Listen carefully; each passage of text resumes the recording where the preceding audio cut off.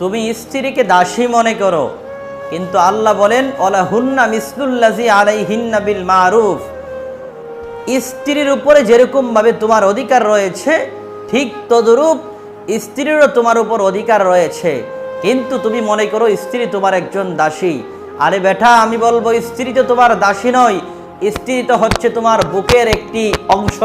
তোমার এই বুকের বাম পাজরের একটি অংশ হচ্ছে স্ত্রী, আর স্ত্রীকে বুকে রাখতে হয়। আল্লাহ বলেন ওয়া খালাকা মিনহা যাওজাহা, আমি আরো সৃষ্টি করেছি ওই আদম থেকে তার স্ত্রী সহধর্মিণীকে। এই জন্য স্ত্রীকে বাম পাজর থেকে যেহেতু সৃষ্টি করা হয়েছে, স্ত্রী তো এখানে থাকবে, স্ত্রীর সাথে ভালো আচরণ করবে তুমি। কিন্তু তুমি মনে করছো স্ত্রী দাসী। স্ত্রী কখনো দাসী হতে পারে না।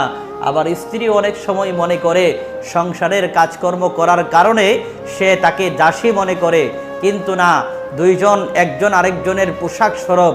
আল্লাহ বলেন হুন্না লিবাসুল লাকুম ওয়া আনতুম লিবাসুল লাহুন্না, একজন আরেকজনের পরিপূরক, একজন আরেকজনের পোশাক স্বরূপ। যেরকমভাবে শরীরের মধ্যে পোশাক না থাকলে কেমন যেন একটা মনে হয়, কি যেন নাই নাই একটা মনে হয়, ঠিক তদ্রূপ স্ত্রী না থাকলেও একটা অপূর্ণতা থেকে যায়, আপনার পরিপূর্ণতা আসে না। এই জন্য স্ত্রীকে দাসী নয়, স্ত্রীকে বুকের পাজর হিসাবে, এই বুকের কলিজা মনে করলে দেখবেন সংসারটা আরো সুন্দর হয়ে গেছে। আর স্ত্রী কখনো দাসী হতে পারে না। স্ত্রীকে ভালোবাসুন, স্ত্রীকে নিয়ে ঘুরতে যান, স্ত্রীর সাথে সুন্দর কথা বলুন, স্ত্রীর সাথে আনন্দ বিনোদন করুন। আল্লাহ তাআলা প্রত্যেকটা আনন্দ বিনোদনের মুহূর্ত থেকে নফল নামাজের সওয়াব লিখে দিবে জুড়ে।